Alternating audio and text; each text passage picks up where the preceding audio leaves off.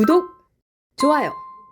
시작하기 전에 좋아요 한번 꾹 눌러주시고 구독 신청하시는 분이 있으면 구독 꾹 눌러주시면 신청해 주시면 큰 힘이 됩니다. 자, 1부 시작합니다. 양일구 박사님 나오셨습니다. 어서 오십시오. 안녕하세요. 예. 자, 중요한 포인트 있는 이란 사태 아주 중요한 한 7가지, 8가지 쟁점을 중심으로 한번 좀 살펴보겠습니다. 자, 이란 대통령의 아들 유세프 페제시키안의 그 사진을 다시 한번 띄워주시겠습니까? 자, 온라인에 이란 지도부, 정치인이라고 표현했지만 사실상 이란 지도부의 내부 상황을 공개를 했죠. 뭐 아버지하고는 직접 보거나 연락할 기회가 없었다 이렇게 이야기는 했는데 사실인지는 정확히 모르겠어요. 그런데 이런 얘기했어요. 일부 정치인이 공황에 빠진 것 같다. 우리가 가진 가장 큰 견해 차이는 언제까지 싸워야 하는가였다. 영원히 싸워야 하나? 이스라엘이 파괴되고 미국이 철수할 때까지, 이란이 완전히 붕괴하고 우리가 항복할 때까지 우리는 다양한 시나리오를 검토해 봐야 된다. 이런 글을 올렸는데요. 뭐 여러 내용이 있습니다만 뭐 몇 가지 중심 내용만 뽑아봤습니다만, 이 이란 대통령의 아들 유세프 어떤 발언, 글 어떤 차원에서 보세요? 일단 좀 한심한 꼴이 됐다. 한심한. 그래도 대통령의 아들이 이렇게 네. 아버지를 뭐 2월 28일에 개전한 이후에 만난 적도 없고 네. 혹시 뭐 시위 현장에 가면 볼 수 있을까 하고 나가봤더니 결국 못 만났다. 뭐 비밀 내각 회의 뭐 그런 데 들어가 봤더니 뭐 의견이 다 뿔뿔이 갈려 있고 네. 뭐 언제까지 이 짓을 해야 되는 건지 뭐 자괴감이 든다 뭐 그런 내용이거든요. 근데 물론 이제 이란의 그 정치 체제상 대통령은요 그냥 행정부 수반에 지나지 않거든요. 사실은 하메네이 국왕이 모든 실권을 담당하는 거고 우리로 치면 무슨 행안부 장관 정도밖에 안 돼요. 대통령의 위치가. 그 대통령의 아들이니까 뭐 어떤 이란의 중대한 무슨 결정권이 있는 그런 인물은 아니겠지만 두 가지는 분명한 것 같습니다. 첫째로 이란의 그 통합 지휘 체계는 없다. 그러니까 이란의 중요한 문제를 결정하는 수뇌부가 이미 개전 첫날 증발했기 때문에 지금 통합적으로 이란 내지는 이란 외부 세력, 헤즈볼라라든지 하마스 같은 사실상 뭐 이란하고 한 팀인 그들을 통합적으로 통제하고 일사불란하게 진두지휘하는 시스템은 없다. 그렇다면 전통적인 의미에서 이미 전쟁은 끝났다고 볼 수도 있겠습니다. 전통적인 의미의 전쟁은 끝난 거다. 두 번째는 지금 중앙 지휘부하고 각 군벌들, 그 이란이 꽤 넓은 영토거든요. 각 지휘마다 흩어져 있는 그 지역마다 그 지역의 군벌들 가운데 들리는 첩보입니다. 야, 이거 어차피 싸워봐야 답이 없는 거 아니냐? 그러면은 이제 미국 쪽에 이제 은밀한 경로로 투항을 혹시 언제쯤 하면 되겠는가? 우리가 그래도 투항을 할 때 뭐 이 사람은 좀 처벌해서 좀 빼주면 안 되겠는가? 뭐 이런 얘기를 좀 물밑으로 하고 있다는 첩보가 있고요. 두 번째는 그 가운데 좀 강성들이 있는 거예요. 야, 사나이 이래 죽어도 한 번 저래 죽어도 한 번인데 예. 남아있는 미사일은 쏘고 끝내자. 지금 그래서 네. 그 지역마다 지금 막 그 뭐 호르무즈 해역에다 미사일을 날리고 하는 그게 일사불란한 지휘 체계에 따라서 행해지고 있는 게 아니라 아직 피가 뜨거운 지역 군벌들은 막 좀 대들고 조용히 있는 군벌들은 뭐 물밑으로 살궁리하고 있고 좀 이런 꼴이라는 거예요. 그래서 다시 말씀드리지만 전통적인 의미의 전쟁은 이미 끝났다. 그런 정황을 강력히 보여주는 일이다. 그렇게 보여집니다. 예. 자, 다른 장면들을 하나하나 좀 살펴보겠습니다. 이란 전쟁을 반대했던 미국 전직 대테러 수장이 있었죠. 그 사람은 왜 그랬을까? 그 부분 한번 살펴보긴 해야 되겠죠. 그의 주장이 타당한지 어떤 문제점을 안고 있는지 동시에 살펴봐야 되는데요. 조 켄트 국가 대테러 센터 소장. 자, 이 소장이 전 소장이 됐어요. 이제는 이런 얘기했습니다. 하르그 섬 점령 계획이 나오자 뭐 미국이 공식적으로 하르그 섬에 대해서 점령하겠다 이렇게 밝힌 적은 없습니다. 다만 군사시설을 공격하고 이후에 추가 공습은 할 수 있다 이런 얘기는 했죠. 그런데 하르그 섬 점령 계획에 대해서 이 조스 켄트는 이렇게 이야기합니다. 재앙이 될 것이다. 그곳에 미군을 투입하는 건 이란이 드론과 미사일로 공격할 수 있는 표적을 제공하는 것이다. 사실상 인지를 주는 결과가 될 수 있다. 뭐 여러 분석이 있었습니다. 이건 보수 진보를 떠나서 좌파 우파를 떠나서 여러 이 하르크섬 점령 계획에 관한 분석이 있었는데 이 조켄트의 발언도 그렇고 행보도 그렇고 어떤 차원에서 보세요? 그 하르그 섬은 지난번 말씀드린 바와 같이 그 이란 본토에서 생산되는 원유가 네. 그 이란 본토는 저 수심이 낮아가지고요. 일단은 그 하르크 섬이라는 곳에 있는 대형 원유 저장고에 파이프를 일단 보내줍니다. 네. 근데 그 하르크 섬은 수심이 깊어가지고 대형 유조선이 바로 정박을 할 수 있는 장점이 있어요. 그래서 그 하르크 섬을 장악을 하게 되면 사실상 이란의 원유 수출을 통제할 수 있는 그런 권한을 갖게 되는데 지금 이제 그 조 켄트는 그래도 전에 군사 작전을 많이 해본 사람이고 또 시리아에서 작전하다가 아내를 잃었다 그래요. 예. 그러니까 아내분이 아마 암호 해독하는 그런 쪽 장교였던 것 같은데 개인적인 상처가 있다 보니까 그 직접 지상군을 파병하는 것에 대해서 좀 거부감을 갖고 있는 거예요. 그리고 또 아내를 잃은 남편이 저 자신의 동료 또는 후배 그 해병대가 그 위험한 작전을 참여했다가 또 목숨을 잃기를 원하지 않는 그 진정성은 우리가 이해가 간다는 겁니다.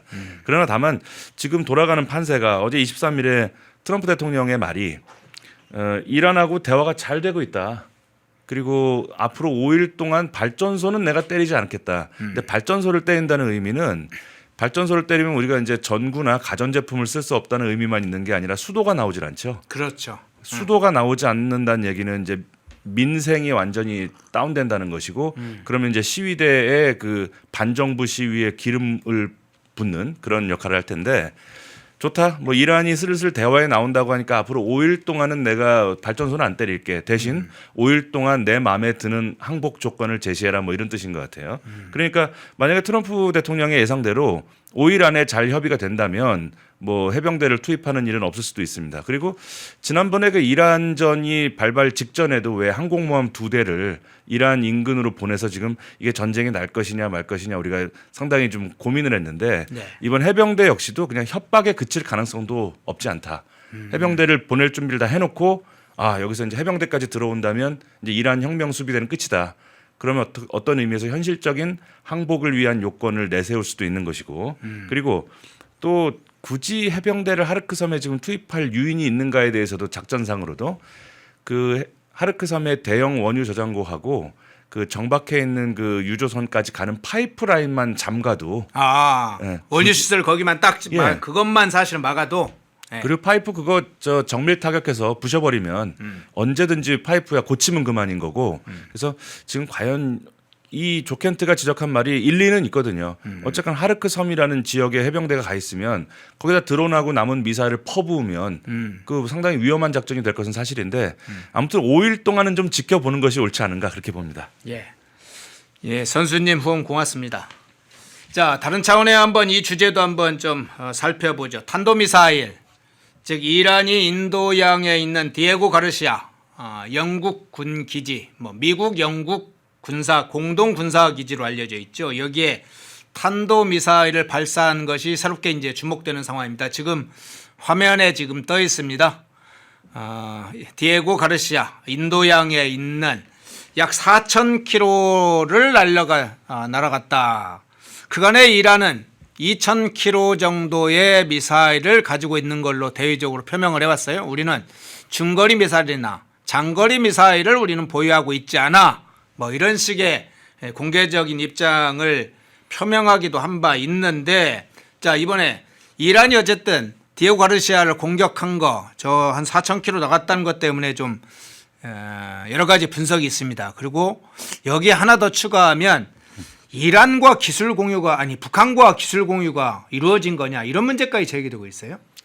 그 상당히 북한의 기술을 이전했을 것이라는 정황이 일단 보이는 부분입니다. 우선 몇 가지만 말씀을 좀 드리면 예. 이제 국제법상 대략 한 5,500km 이상을 날아가면 그건 ICBM으로 봐요. 예. 대륙간 탄도미사일로 봅니다. 근데 이번 미사일은 한 4,000km 정도 날아갔기 때문에 비행한 거리상으로 보면 ICBM급은 아니다. 그런데 지금 이게 ICBM이냐 아니냐를 지금 거리로만 판단하면 안 되는 것이 우리가 4,000km 정도를 미사일을 날리려면 일단은 대기권 바깥으로 올려야 돼요. 예. 대기권 바깥으로 올려서 일정한 각도로 낙하해서 떨어지는 건데 이번에 두 발을 쏜 것 같아요. 아직 확인된 거 아닙니다만 군사 정보 게시판에 돌고 있는 이야기입니다. 두 발을 쏜 것 같은데 두 발 다 대기권 바깥으로 나가는 것까지는 성공했다는 거예요.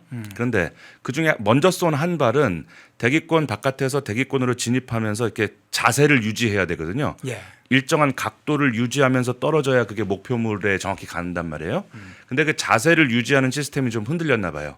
그래서 아마 그 디에고 가르시아 섬에서 한 수백 킬로 못 미친 바다에 그냥 떨어져 버렸고, 두 번째 쏜 미사일은 그래도 꽤 자세를 잘 잡고 진입을 하려고 하는 거를 SM-3 미사일이 요격했다는 거예요. 그래서 그 시스템을 보면 우리가 이렇게 첫째 우리가 막 이란이 이제 막 대륙간 탄도 미사일을 쏴대는구나, 큰일 났네, 이렇게 볼 문제는 아닌 것이 이란에서 저 미사일을 발사할 때 그 화염의 열기를 보고 인공위성에서 이미 잡았어요. 미사일 쐈구나 저거. 그럼 인공위성에서 어떤 화염을 가지고 미사일이 발사됐다는 정황을 전 세계 미군 기지에 동기화시켜서 보내주는 겁니다. 이른바 메이븐 시스템이라는 게 있어요. 그 눈치 빠르신 분은 아시겠지만 전 미군이 정식 채택한 그 방공 시스템 메이븐 시스템의 핵심 운영 체제가 팔란티어예요. 그래서 화염의 불꽃을 보고 미사일 발사를 알고 전 세계 기지에 이러이러한 위치에서 미사일이 발사됐으니까 혹시 너희 기지를 향하는 것이 아닌지 빨리 계산해 봐라. 그래서 미사일 날라오는 궤적을 보니까 우리 기지로 오는 게 맞네. 그걸 이지스함이 계산해 준 거예요. 근데 SM-3를 요격했다는 이야기는 네. 최소 150에서 500km 상공 대기권 밖에서 잡은 거예요. 네. 그 이야기인즉슨 대기권 바깥으로 탄도나 추진체를 올려보낼 정도의 기술은 갖고 있다는 거예요.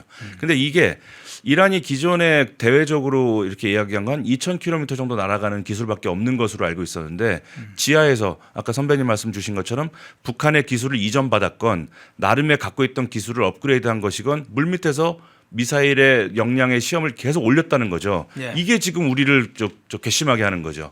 그래서 우리가 악당들의 말을 액면 그대로 믿으면 안 된다. 그들은 핵무기의 역량, 폭발 역량이 됐건 미사일 추진체 역량이 됐건 계속 뒤에서 발전시켜 왔던 것이다. 자, 그런데 우리가 이렇게 한번 얘기해 보자는 겁니다.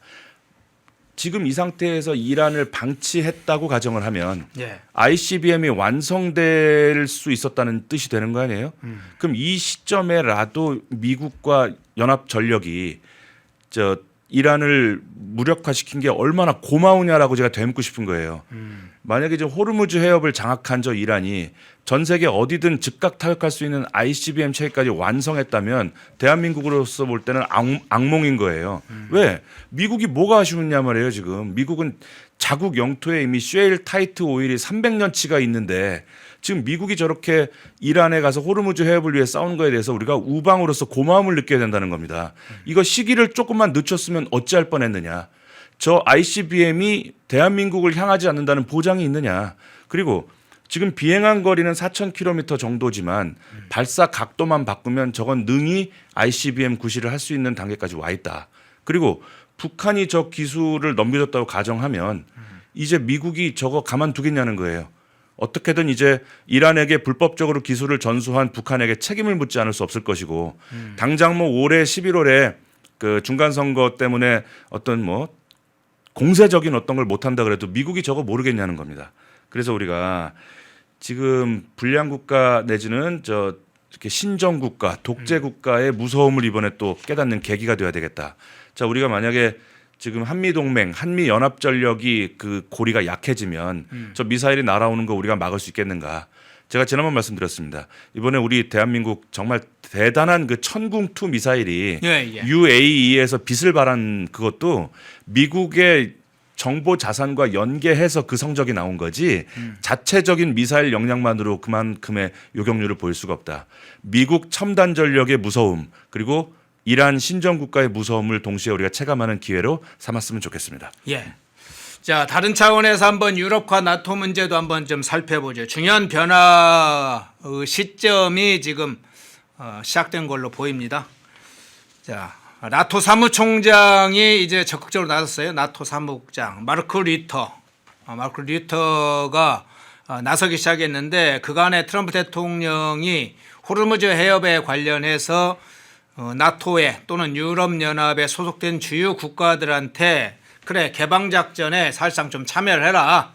협조해라 이렇게 요청을 했는데 뭐 주요 국가들이 발을 좀 빼고 우리가 직접 나서는 건 그렇고 하면서 발을 빼는 상황이었는데 나토 사무총장이 직접 나섰어요. 호르무즈 해협 개방을 위해 나토 회원국과 여기에 2개 국가가 더 포함됐습니다.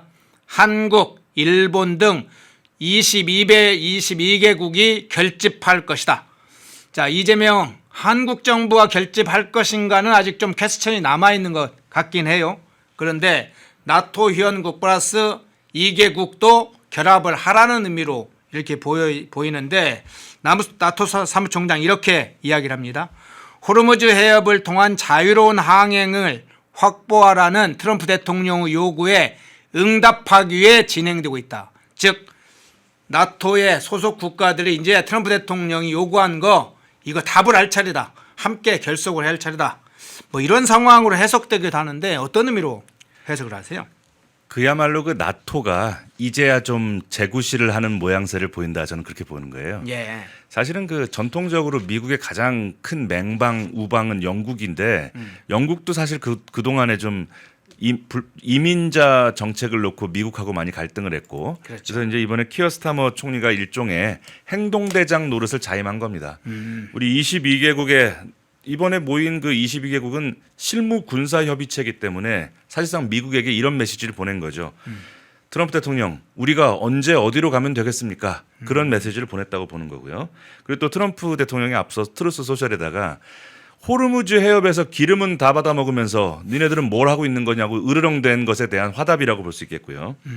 다만 이제 대한민국은 이제 청해 부대나 그 이상의 파병이 이제 불가피할 것으로 보는데 아까 말씀드린 것처럼 좋다. 일이 이 지경까지 됐는데 우방으로서 손 놓고 있을 수 있느냐? 청해 부대 일단 급파하고 나머지 기뢰 제거라든가 하는 그 전력들 최대한 빠른 시간 내에 파병하겠다라고 말해놓고 일단 추이를 지켜보는 게 옳지 않은가.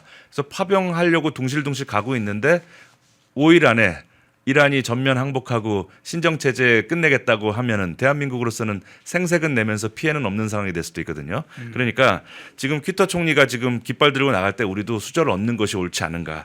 또 두 번째는 지금 호르무즈를 미국이 40여 년간 2개의 항모 전단을 보내서 지켜준 덕에 뭐 물론 미국도 이익을 얻었겠습니다만 우리의 안보와 번영 또한 가능했다고 봐야 되는데 제가 간단하게 한번 계산을 해봤어요. 40년을 항모 전단 2개를 보내는 비용이 얼마쯤 들까? 자, 항모 한 대, 그다음에 보통 항모 전단이라고 보통 얘기하면 항모 한 대, 이지스함 3-4대 호위로 해야 되고요. 그 밑에 잠수함, 보이지 않는 잠수함, 그리고 하늘의 인공위성 무슨 뭐 정찰기, 이걸 통째로 항모 전단이라고 하는데 그거 하루 운용비 시동 걸고 있는데 90억 원이에요. 그럼 2대니까 180억 원입니다. 그럼 하루에 180억 원씩 40년을 곱해봐라. 그런 미국의 희생과 투자가 있었기 때문에 대한민국의 번영이 있었던 것인데 지금 우리가 미국하고 그 주한미군 주둔비, 그 방위비가 아닙니다. 주둔비라고 하면 전기세, 물값 뭐 이런 정도. 또 미군은 용역을 많이 주니까 청소나 경비, 업체들 뭐 쓰는 돈. 그런 기본적인 이영만리 타국에 미국 젊은이들 와 있는 그 주둔비 좀 공유하자는데 그거 깎으려고 들었습니다. 저 문재인 정부 때 특히 그랬어요. 굳이 그런 푼돈 깎으면서 미국을 화나게 해놓으니 지금 호르무즈 너희들이 지켜라라는 폭탄이 지금 날아온 거예요. 그러니까 저희 보수 우파 진영이 바로 이런 상황을 생각했기 때문에 그 웬만하면 주둔비 깎지 마. 그 달라는 대로 좀 줘라. 주한미군의 주둔으로 얻는 이익이 그 1조, 2조 가지고 계산이 되느냐. 그런 좌파들이 뭐라 그랬냐면 우리는 너희들은 저 배알도 없어?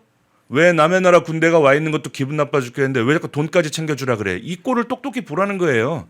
지금 트럼프 대통령이 호르무즈 해역에서 가는 대부분의 원유가 80-90%가 일본하고 한국으로 가는 거 아니야? 앞으로 니네들이 지켜라. 자, 그러면 항모 전단 2개 하루 시동만 걸어도 180억 원인데 우리가 감당할 수 있냐고 제가 묻고 싶은 거예요. 그래서 평상시에 한미 관계를 잘 관리하고 미국의 평범한 중산층들, 지금 트럼프 대통령을 지지하는 평범한 미국의 중산층들의 심기를 건드리지 말았어야 했던 겁니다. 자, 그런데 여기서 파병까지 민기적거린다. 뭐가 올지 알겠냐는 겁니다. 지금 대법원이, 미국 대법원이 지난번에 트럼프 대통령 그 슈퍼 301조 같이 좋은 법도 있는데 그 비상경제권한법으로 관세 그거 하지 마. 어떤 사람들은 막 그래요. 야, 미국 대법원이 트럼프의 발목을 잡았어. 발목은 잡긴 뭔 발목을 잡아요? 아니, 비상경제권한법으로 살살 관세에 물리던 거 지금 슈퍼 301조로 때려맞게 생겼단 말이에요.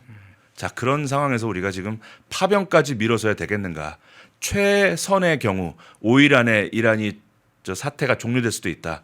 빨리 우리가 파병하는 것이 좋고, 그것이 어렵다면 최선을 다해 파병을 하루라도 빨리 하려고 애쓰는 모습이라도 보여야 된다. 결정이라도 하면. 보여야 된다는 거예요, 네. 지금. 그런 점을 꼭 말씀드리고 싶습니다. 예.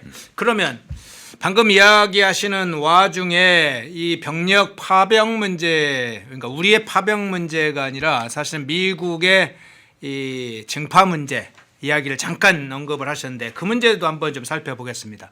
트럼프 대통령이 최후 통첩을 하고 그 시점에 임박해 오면서 트럼프 대통령은 그렇게 이야기해서 이란 측에서 연락이 왔다.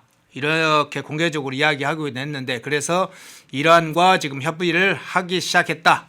통화를 했고 곧 사람을 만날 것이다. 이런 이야기를 했는데 이제 그와 별개로 트럼프 대통령은 마두로 때릴 때도 참 묘하게 작전을 썼어요.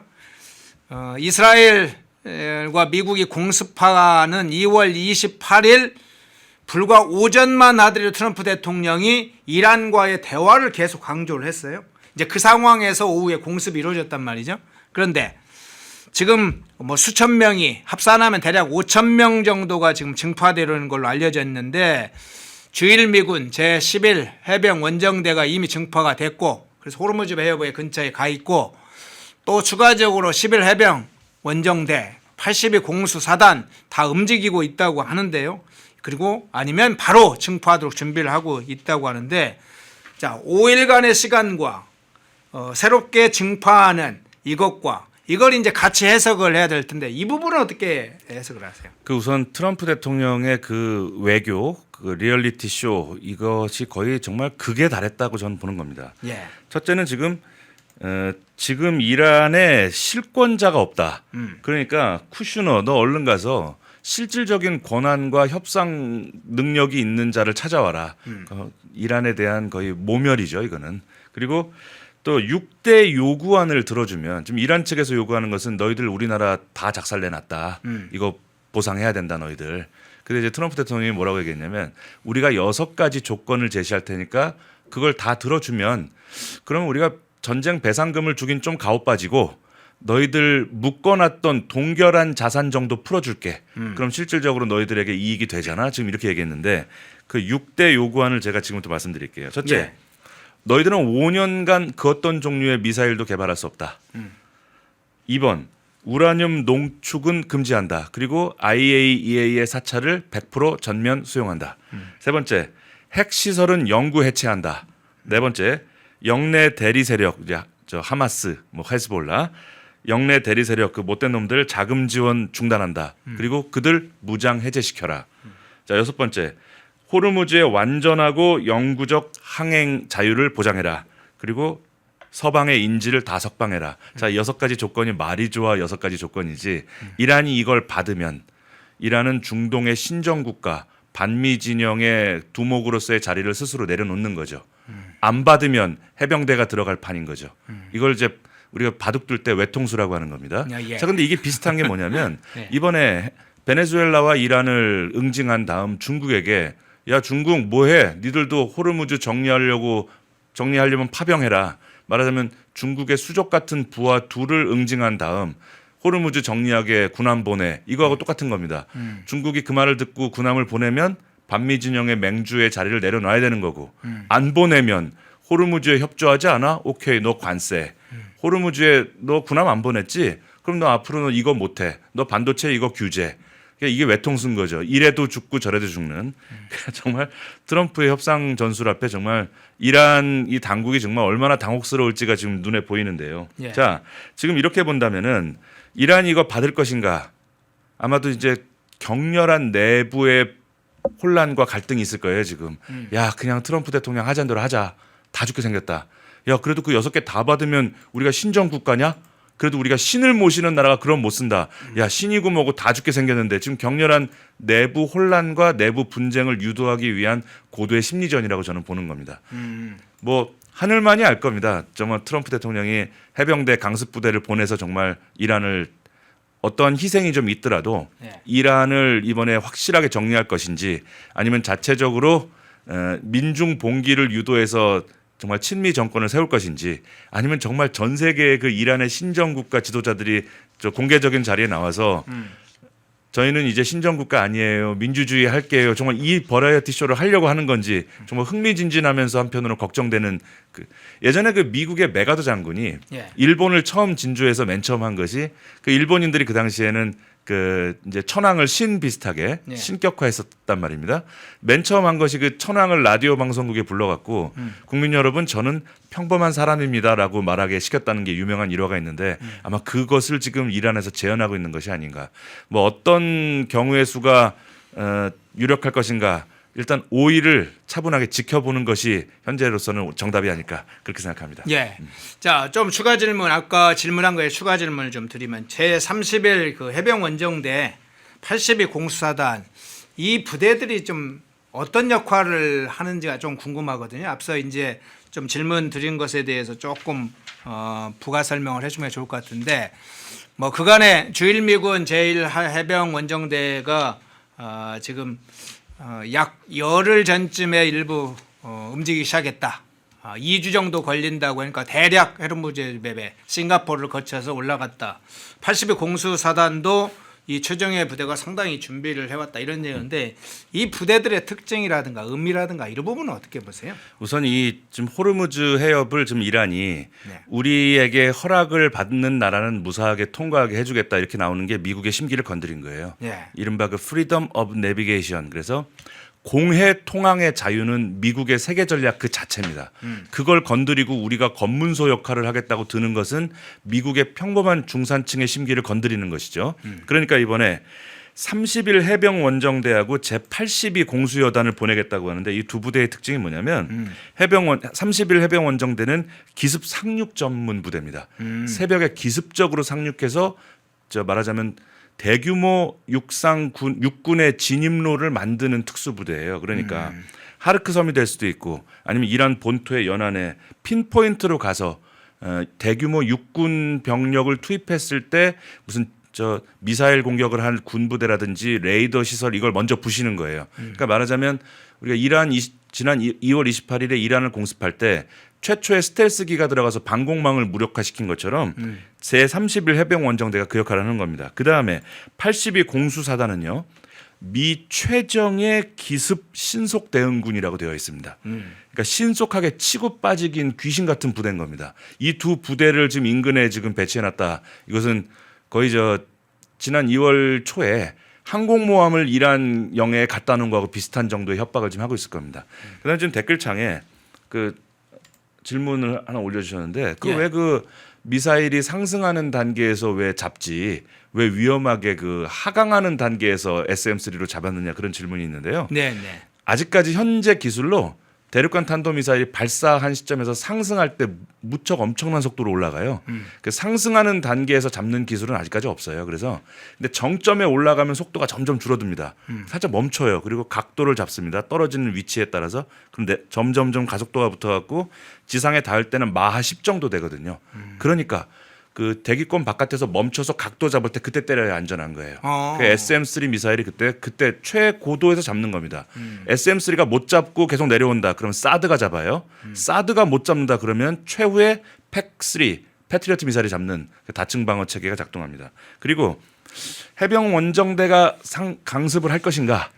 여기에 대해서 두 가지 시각이 지금 해외 정보 게시판에 올라오는데 지금 이미 이란의 인플레이션이 보통 수준이 아니라 그래요. 네. 그리고 여기서 지금 발전소 한두 개만 날려갖고 수도가 안 나오게 된다 그러면 자연스럽게 민중 봉기가 일어날 수도 있다. 굳이 해병대 투입해가면서 희생할 필요가 있는가 이런 의견이 있고요. 두 번째는 지금 트럼프 대통령이 벌써 지금 지 혼자 살겠다고 트럼프 대통령하고 소통하고 있는 군부 세력이 있다는 거 아니에요 지금요. 네. 그럼 지켜보면 이게 알아서 무너질 가능성도 있는데 굳이 해병대를 급파할 것인가에 뭐 그런 의견도 올라오고 있습니다. 근데 뭐 모르겠습니다. 군사 작전이라는 것은 저 같은 평범한 사람이 그 미래를 짐작하기는 어려운 것이지만 앞으로 5일이 분수령이 될 거다. 이건 분명한 것 같습니다. 예.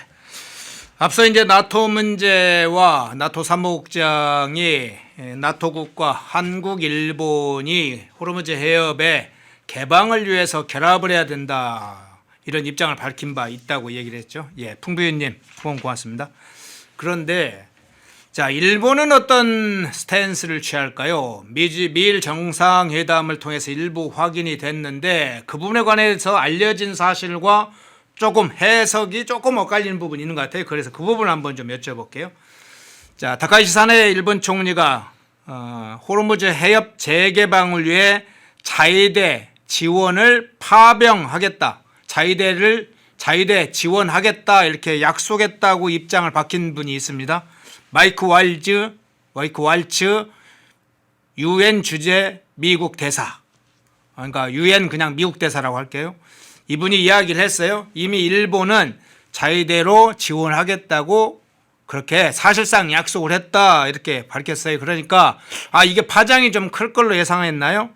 일본 외상이 나섰어요. 모테기 도시미스가 일본이 구체적인 것을 약속하거나 숙제를 갖고 돌아온 것은 전혀 아니다 이렇게 얘기를 하면서도 방송에서는 지뢰 제거를 위한 자위대 함정 파견은 검토할 수 있다는 취지를 이야기를 했어요. 그래서 일본 내부의 정치적 상황을 고려한 것인지 여러 해석이 있던데 자위대 함정 파견 문제 어떤 차원에서 정상회담에서 논의가 됐다고 보세요? 아무리 뭐 일본 미일 동맹이 거의 뭐 미국과 이스라엘 동맹 다음이 지금 미일 동맹이라고 해도 네. 지금 자국의 군대를 해외로 파병하는 데 있어서 그럼요 당장 보내야죠 이렇게 할 수는 없는 거예요.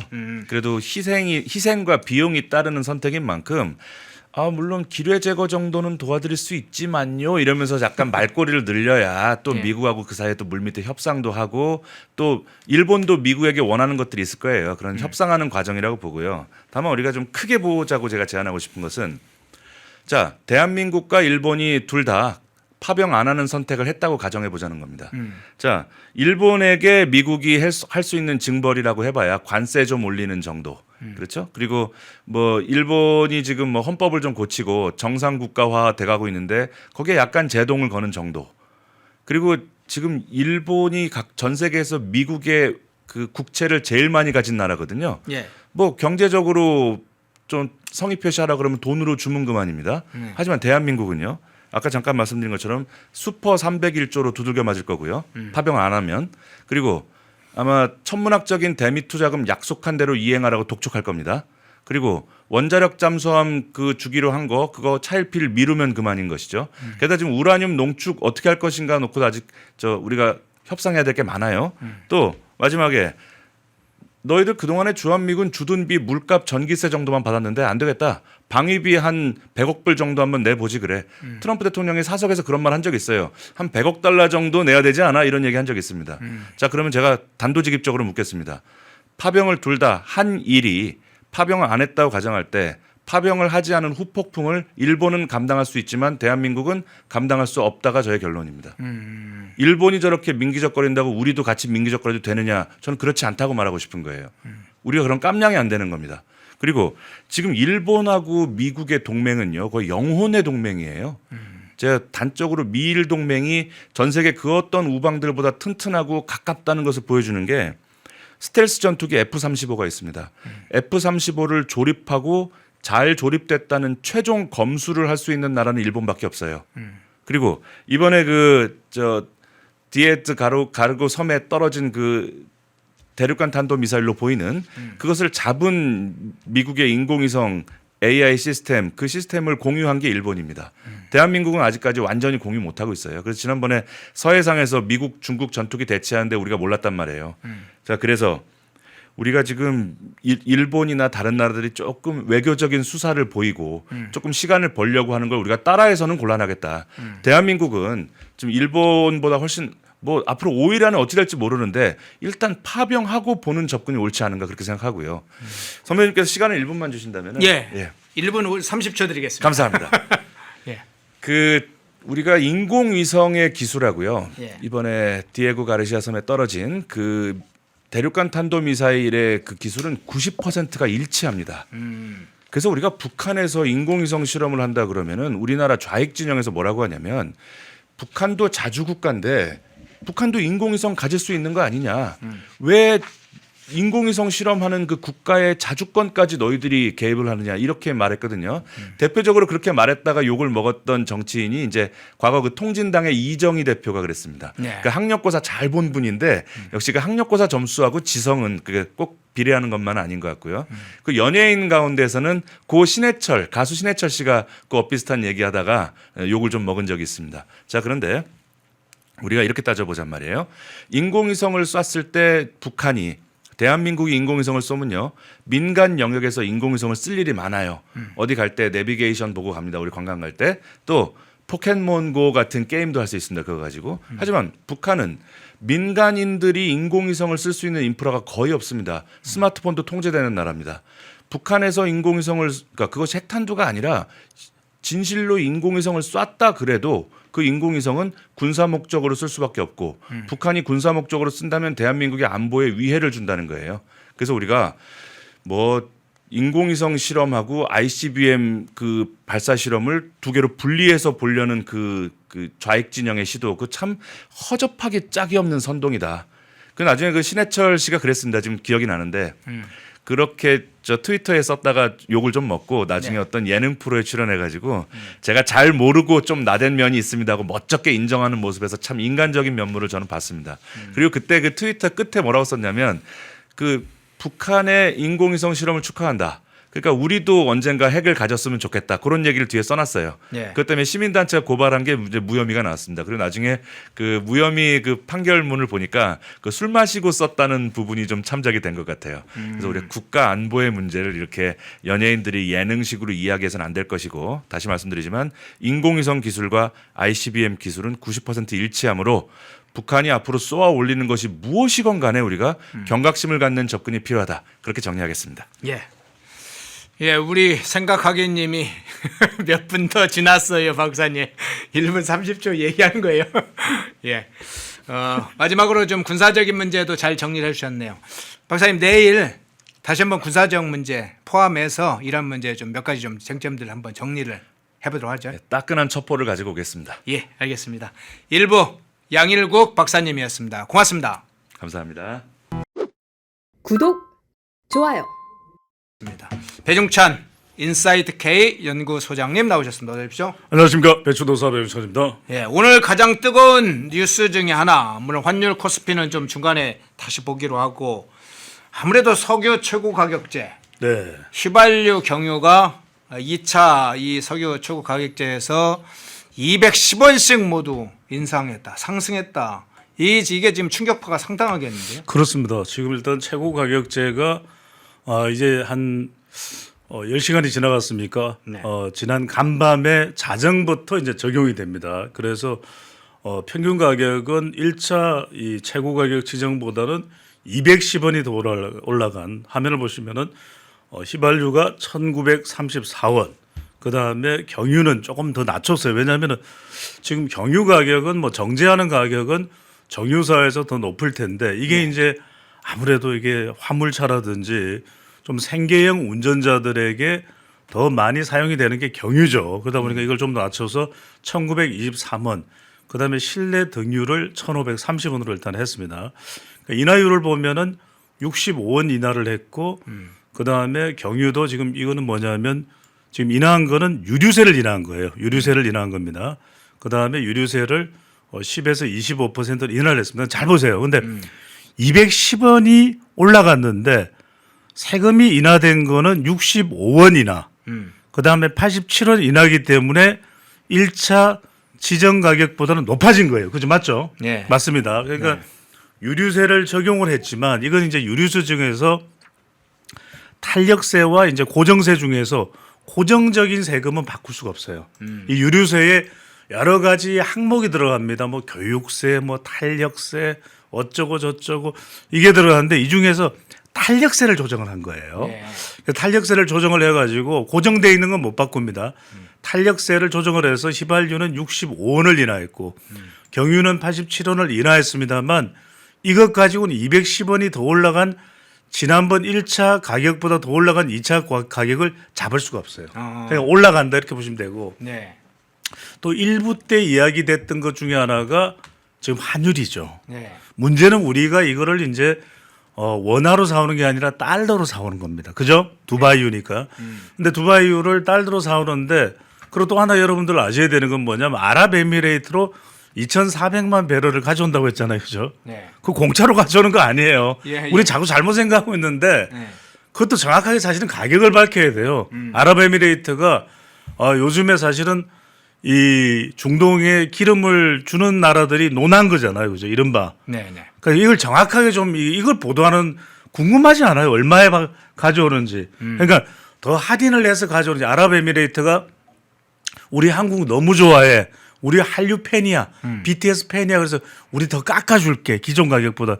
이건지 아니면 그냥 두바이유 지금 올라간 가격에다 웃돈을 붙여서 주는 건지 이걸 명확히 해야 돼요. 그냥 2,400만 배럴이 오는 게 중요한 게 아니라 얼마에 오는지가 중요한 거잖아요. 환율 때문에.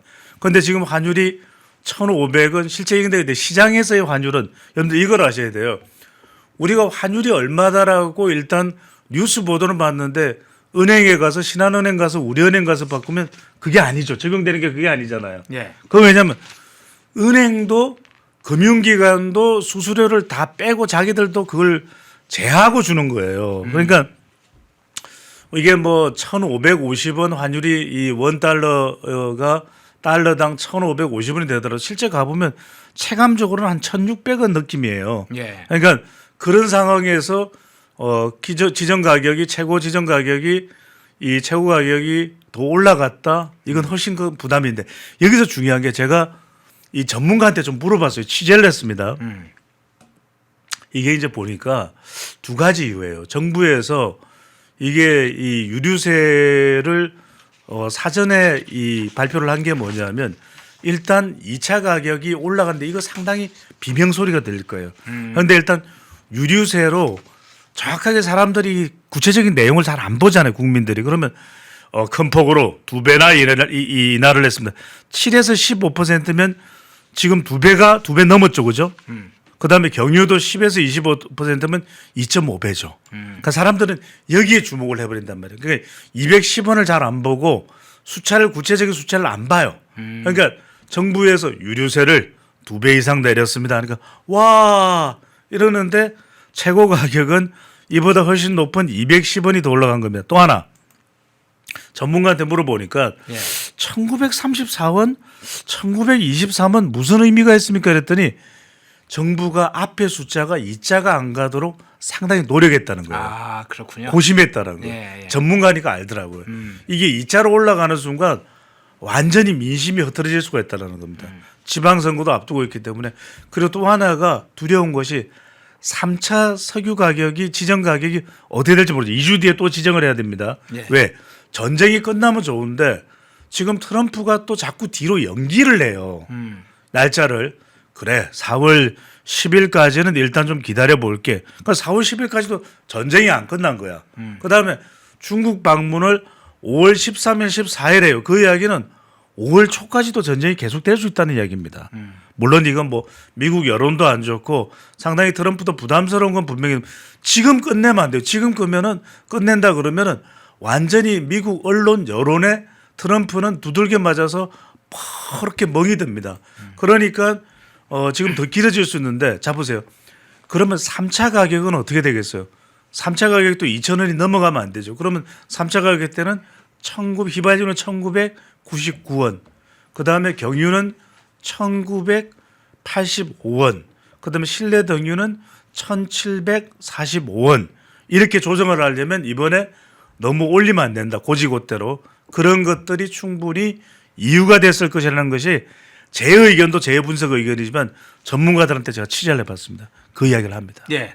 자, 뒤에 이어가기 전에요. 속보가 나왔으니까 속보를 하나 전해드리겠습니다. 월스트리트 저널의 보도 내용 속보는 미국이 지금 지상군을 10,000명 정도 추가 파병하는 것, 투입하는 것을 검토하고 있다는 소식이 전해졌습니다.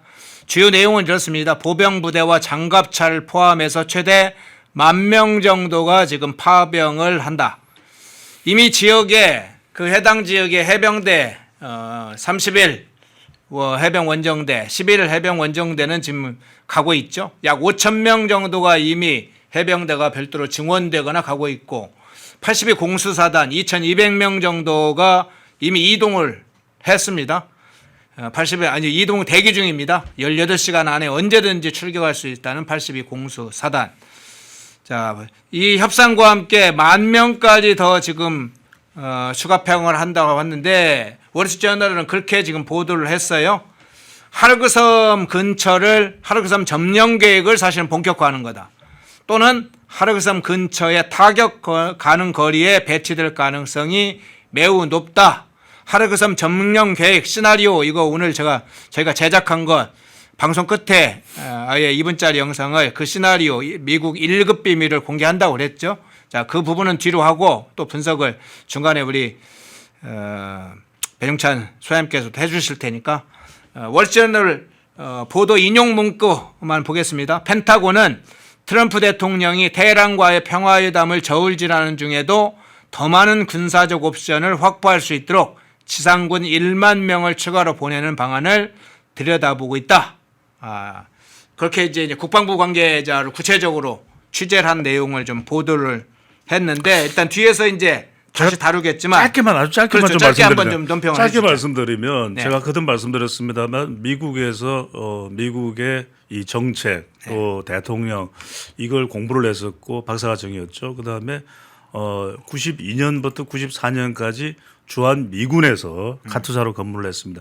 근데 이 이야기는 뭐냐면 미국의 지상군 파병의 정확한 의미를 지금 여러분들이 아셔야 되는 게 첫 번째는 뭐냐면 원래 트럼프의 목적은 핵 제거였죠. 그런데 이것만으로 충분하지 않다라는 거예요. 왜? 이란이 돌연 지금 배상을 요구하고 있거든요. 그러니까 배상을 요구하고 있으니까 트럼프로서는 지금 끝내면 어차피 중간 선거는 진 거예요. 네네. 그리고 미국 여론은 나쁩니다. 그러니까 두 번째는 뭐냐면 트럼프의 목적이 수정됐습니다. 수정된 목적이 이 목표가 뭘까요? 이번 전쟁에 호르무즈 확보입니다. 네. 그러니까 호르무즈 확보를 하려면 여러분들이 이 이란의 지도를 내려다봐야 돼요. 왼쪽에는 뭐가 있냐면 산맥이 있습니다. 그 다음에 오른쪽으로도 산맥이 있어요. 가운데는 사막이 있어요. 이란입니다. 그러니까 오른쪽에 있는 붙어 있는 나라가 파키스탄, 왼쪽에 붙어 있는 나라가 이라크, 그 이라크의 왼쪽에 붙어 있는 나라가 이스라엘입니다. 그러니까 지금 미국의 이 목적은 뭐냐? 계속해서 호르무즈 해협을 가지고 위협을 한단 말이에요. 그럼 호르무즈 해협의 해안선을 쫙 깔아서 미국이 10,000명이 점령을 해버리면 호르무즈가 확보가 됩니다. 기뢰는 일본의 기뢰 제거함을 가져와서 다 없애버리면 되고요. 그때는 이제 사실상 장악이 됐기 때문에 그리고 모든 포문을 해안가에서 이른바 테헤란 쪽으로 집중을 시켜버리면 무조건 하고 항복하게 돼 있거든요. 그러니까 이걸 통해서 뭐냐? 석유 패권을 지어버립니다. 그러니까 전 세계에 카타르의 LNG, 그다음에 사우디의 빈살만, 그다음에 아랍에미레이트 그렇게 되면 러시아의 푸틴도 꼼짝 못합니다. 물론 푸틴하고 사이가 나쁘지 않죠. 그리고 중요한 건 중국이 꼼짝 못합니다. 왜? 중국으로 가는 싼 원유의 이 공급마저도 미국이 틀어지는 겁니다. 미국이 아무리 중국에 대해서 관세 협상을 해봐야 중국이 꿈쩍도 안 하거든요. 그런데 이 석유 패권을 지어버리면 완전히 중국도 꼬까닥합니다. 깨꼬닥할 수 있기 때문에 지금 트럼프 대통령은 이걸 통해서 중간 선거를 꽉 틀어잡겠다. 이 생각이 상당히 강해요. 이거는 왜냐하면 단순히 제 생각에 그치지 않고 월스트리트 저널 그다음에 뉴욕 타임스 지금 워싱턴 포스트에서 나오고 있는 이야기라는 걸 전달 드립니다. 예. 뒤에서 하르그섬 점령 계획 시나리오 문제는 뒤에서 좀 자세히 다루겠습니다. 그 과정에서 미군의 증파, 병력 이동 과정도 자세히 있으니까요. 그 부분 다시 좀 다루겠습니다. 속보가 나와서 먼저 좀 잠깐 맛배기로 먼저 분석을 좀 해봤고요. 자, 아까 이어지던 문제 이야기를 해보겠습니다. 석유 최고 가격제 문제인데 다시 이어보겠습니다. 이재명이 어제 이런 얘기했습니다. 한국 전력 부채 문제를 얘기했어요. 200조 원 정도의 한전 부채 이거 심각하다는 걸 모릅니까? 이거 문재인 정부 때 탈원전하면서 급속하게 늘었던 건데 이 민주당 정권의 책임을 몰라요? 어쨌든 한전 부채가 200조 원 돼서 쉽지 않은 상황이다. 뭐 이렇게 이재명이 얘기를 합니다. 그러면서 중동 사태와 관련해서 이야기를 해요. 복잡하게 얽힌 글로벌 공급망 속의 전쟁의 파급 정도를 정확하게 짚어내는 것이 불가능한 상황이 됐다 이야기를 합니다. 최근에 나프타 이 부족 문제가 터졌죠. 비닐, 플라스틱, 섬유, 고무 거의 모든 것에 원료가 된다는 에틸렌 문제도 좀 터졌고 이제는 208일분치 석유 비축하고 있다고 그렇게 자당하더니 이제 어제 이 회의하면서 머리가 많이 아팠는지 불가능한 상황이 됐다. 결국은 정부가 이제 대처할 수 없는 손을 쓰기 어려운 상황까지 왔다. 이거 솔직하게 자배가 이제라도 제법 하는 건가요? 어떻게 보세요? 그렇죠. 여기서 핵심은 뭐냐면 여러분들이 그냥 단편적으로 보시면 안 되고 네. 이재명 대통령도 지난 대선 때를 보면은 가장 강조한 게 에너지 고속도로라고 그랬어요. 기억나실 거예요. 그러니까 네네. 이제 호남 쪽에 상당히 비중을 둔 그런 공약을 내놓으면서 새만금에서 쭉 서해안 쪽으로 풍력도 하고 태양광도 하고 이러면서 에너지 하이웨이 이걸 강조를 했단 말이에요. 기억나실 거예요. 그런데 지금 보면은 에너지 전쟁이 됐습니다. 이번에 그걸 깨닫게 된 거예요. 그런데 지금 전기요금을 올려버리게 되면 바로 찐빵을 맞습니다. 그렇지 않습니까? 지방선거 앞두고 가뜩이나 힘든데 더군다나 문제는 뭐냐면 이번 여름은 그 어느 때보다도 더울 거라는 이야기를 해요. 벌써부터 더워졌죠. 보통 우리 기후가요. 최근에 이 이상기후 현상으로 해서 4월부터 주로 버스는 에어컨을 켭니다. 지하철은 언제부터 켭니까? 3월 달부터 이미 켜고 있습니다. 시간대에 따라서 상당히 많은 승객들이 밀집을 하면 서울 지하철의 경우에는 에어컨을 켭니다. 어떻게 할 수 있느냐? 이 배추도사가 에어컨 바람을 맞았거든요. 그다음에 이제 중요한 건 뭐냐면 바로 이 에너지 믹스입니다.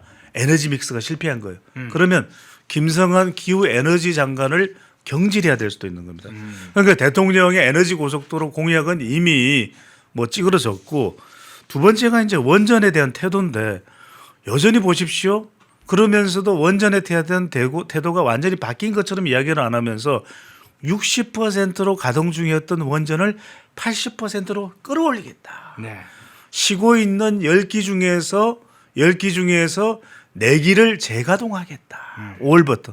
그러니까 이게 뭐냐면 이걸 인정하기가 싫은 거예요. 그리고 또 전기요금을 인상하는 순간 이것도 큰 부담입니다. 그러니까 그동안 계속 이야기를 해왔다는 것이 원전 가동하고 이러면 전기요금이 조정이 가능하거든요. 그러니까 원전에 꽂혀라는 이야기가 아니에요. 합리적으로 생각하면 이걸 정파적으로 이념적으로 생각하니까 문제가 됐던 거죠. 자, 이런 말씀을 드릴게요. 일본의 이 대지진이 일어나가지고 원전 운운했던 원전 이 폐지 운운했던 일본도 지금 60년 재가동 이 수명 연장 카드를 만작거려요. 이미 프랑스는 60년 연장했고요. 미국도 60년 연장해요. 왜냐하면 이거는 여러분들이 전문가들이 이야기를 하는 게 사실 생각해 보면 시멘트는 사실은 잘만 관리하면 반영구적이 맞죠, 그죠? 그렇죠. 제가 틀린 말 아니죠. 네. 그러면 이야기는 뭐냐면 더더군다나 이 원전은 일반 아파트보다 훨씬 더 단단하게 지어요. 그러니까 잘만 관리하면 60년이 더 갈 수가 있는 겁니다.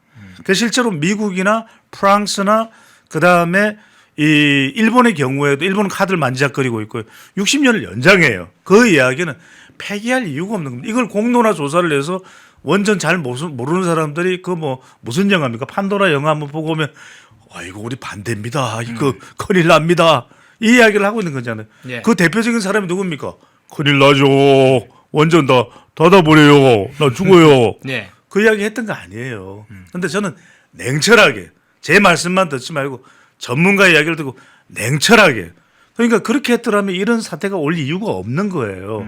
그런데 그러다 보니까 지금 이 지경까지 와 있다. 사실상 오판을 자인해야 되는 그런 상황이다라는 말씀드립니다. 네, 오판을 자인했다. 실제 정유사 공급 기준으로 지금 최고 가격제가 설정되는 것이니까 2차 최고 가격제도 마찬가지죠. 이재명이나 정부가 어제 일선 주유소, 특히 이재명이 일선 주유소를 향해서 적극 협조 이렇게 요청을 했죠. 그러니까 정유사 차원의 통제로는 안 되는구나 이런 게 있는 거죠. 정유사 통제하면 뭔가 될 줄 알았나 보죠. 그러니까 주유소를 못 잡고는 안 되는 거구나. 본인이 오판했다, 잘못 짚었다 이런 것에 대한 스스로의 그냥 은연중에 나왔는지는 모르겠습니다만 실토를 한 셈이죠. 자, 그 장면 살펴봤고요. 오늘 중대 사안이 많으니까 좀 정원호 문제로 한번 좀 넘어가 보겠습니다. 오늘 가장 중요한 뉴스입니다. 이게 아마 핵폭탄급이 될 수도 있는데, 자, 민주당 서울시당 후보 정원호 지금 경선 중에 있죠. 박주민도 있고 뭐 있는데, 자, 2022년 지방선거 당시에 고액 후원금을 받은 8곳이 있다고 합니다. 그런데 그 8곳, 이 8곳을 살펴보니까 최근 5년간의 성동구와 체결한 수의계약 업체들이에요. 수의계약 비율이 75%이고 전체 금액을 보니까 541억. 이 8개 업체 후원을 해주고 한쪽으로는 돈을 받고 한쪽으로는 수의계라는 형식으로 541억 원을 수의계약으로 업체한테 줬다. 뭐 싹쓸이하는 뭐 건가요? 그렇죠. 네. 제가 이제 좀 차근차근 설명을 드릴게요. 예. 자, 정원호 이 성동구청 전 성동구청장이죠. 돼서 일 잘한다. 일 잘한다. 예. 잘하긴 잘합디다 하고 대문짝만한 사진을 실어준 사람이 이재명 대통령이에요. 그렇죠. SNS에 그 이후에 이 정원호가 정말 급부상을 합니다. 원픽이죠. 명픽이죠.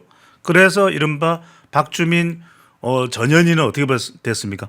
왕 이렇게 돼버렸던 거죠. 네. 그 정원호가 일을 하는 스타일을 보면 이재명 대통령이 그런 얘기를 할 수밖에 없는 게 본인을 완전히 빼다 박았어요.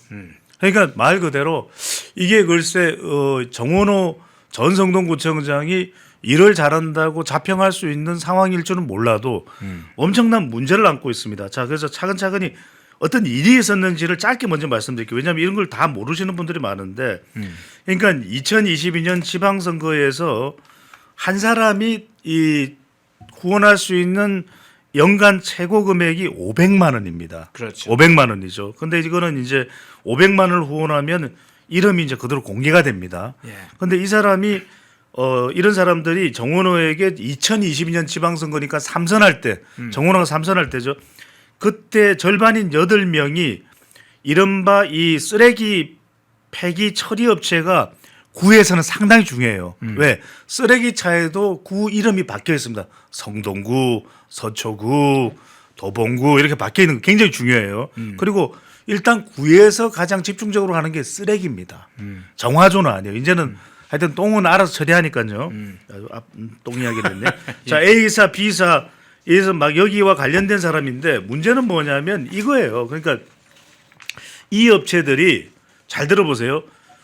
전 구청장이 재직하던 것이 그 이전부터도 재직했지만 2021년부터 2025년이니까 작년까지 무려 86건을 619억 쉽게 말씀드릴게요. 620억 정도를 계약을 했는데 대부분의 금액인 541억을 수의 계약을 했습니다. 예. 그러니까 620억 중 약 620억 중에서 541억 원을 수의 계약을 해요. 수의 계약은 뭐냐면 그냥 단독으로 이 회사랑 계약을 한다라는 거예요. 자, 여러분들이 법인을 운영해 보거나 법인에서 그냥 일반 기업들이 다 법인이죠. 이런 데서 해보면 여러분들 웬만하면 수의 계약 잘 안 해요. 아주 낮은 금액. 네. 그리고 정말 업체가 없다 그러면은 수의 계약을 할 수밖에 없는 경우도 아주 낮은 금액. 근데 무려 다 합해 보면 541억을 수의 계약했고 일반 경쟁을 통해서 제안서를 통해서 또는 제안서 이 발표나 검토를 통해서 입찰된 사업은 9건에 불과해요. 9건에 불과합니다. 무려 86건 중에서 여러분 생각해 보시죠. 저도 이 직장에서 임원을 해봤지만 저도 수많은 나라 장터에서 나라 이 장터가 있거든요. 그래서 거기서 이제 입찰을 합니다. 그런데 거기서 입찰하면요 대부분 경쟁 입찰이에요. 아니면 지명 입찰이고 수의 계약은 정말 1,000만 원, 2,000만 원 가지고 수의 계약하는 거예요. 그러니까 이런 건들 자체가 많지가 않습니다. 그런데 이렇게 이 계약이 돼요. 국가계약법상 정말 우리가 제한된 조건 하에서는 수의 계약이 가능합니다. 정말 다른 업체가 없을 경우에 정말 찾아봐도 없을 경우 그다음에 추정되는 가격이 2천만 원 이하인 경우에 또 각종 예외사항이 어떤 거냐면 정말 우리가 긴급하게 할 수밖에 없다. 지금 뭐 쓰레기 날벼락이 떨어졌다. 그거 치워야 되는데 업체가 지금 가동할 수 있는 업체가 여기밖에 없다. 그런 경우에 정말 예외적으로 그런 경우도 한시적으로 운영하는 건데 이게 말이 안 되는 게 스마트 쉼터와 관련해서도 경쟁 입찰 공고를 실시해서 단독 응찰했기 때문에 수의 계약을 체결했다고 그러는데 이런 경우에는 어떻게 하냐면 기간을 더 줍니다. 네. 기간을 더 주고 더 많이 입찰해라고 이야기하고 우리가 적어도 정원호 정도 되면 정원호가 그래도 좋은 평가를 받았잖아요. 그러면 이렇게 해야 되는 게 맞아요. 이상하다. 왜 단독 입찰하지? 그럼 오해를 사지 않기 위해서라도 어떻게 해야 되냐면 김 과장, 김 국장, 위생팀에 김 과장이 있을 거 아니에요. 김 과장 더 많은 업체들에게 연락을 취하세요. 그리고 입찰에 좀 응하라고 하세요. 우리가 이렇게 되면 오해하기 십상이에요. 그래야 되는 게 맞잖아요. 그죠? 그렇죠. 그렇게 돼야 되는 게 맞고 또 하나는 뭐냐면 이 업체가 이름까지 공개되는데 고액 후원을 했어요. 받지 말아야죠. 받지 말아야죠. 업체에 전화를 해서 여보세요. 정원호입니다. 아유 구청장님 왜 그러십니까? 아니 우리가 지금 541억 원이나 8개 업체에 수주했는데 이렇게 고액으로 후원을 하시면 어떻게 저 안 받겠습니다. 저는 깨끗한 정원호입니다. 저 목욕 자주 합니다. 샤워는 낮 시간에 하라니까 이제 낮 시간에 하겠습니다. 이렇게 하는 게 맞잖아요. 그런데 그런 이야기가 있었을까요? 그걸 지금 시사저널이 단독 보도하고 더 퍼블릭이라는 신문에서 나오고 우리 펜앤마이크가 펜앤드가 아닌 펜앤마이크가 정조준을 하고 있는데 지금 시사평론가인 최병묵 전 조선일보 기자고 전 월간조선 편집장 출신인데도 그 이야기하는 거예요. 성동구 이 구의회에서도 지적이 있었다는 거예요. 네. 그런데 왜 이게 정확하게 이게 일 잘하는 걸로 평가를 받았어야 되는 건가? 그리고 지금 이야기하듯이 도이치모터스에도 이야기가 나왔다라는데 더 질문 주시고 네. 제가 정말 제가 중요한 좀 추가적으로 질문을 드리고 단독을 부가적으로. 이야기 드리겠습니다. 네. 예, 단독을 이야기를 또 하신다고 그러네요. 지금 성동구 내에 아주 역겨운 구린내가 역겨운 냄새가 많이 납니다. 뭐 처음은 아닙니다. 지금 이 사건이 성동구 힐링센터 연수원이라는 이름으로 본인의 고향인 땅도 가지고 있는 그곳의 근처에 좀 멀지 않은 곳에 연수원을 힐링센터를 만드는 것도 논란이 되고 여러 가지 지금 정원호가 논란이 되고 있는데 자, 이 부분을 좀 여쭤볼게요. 예.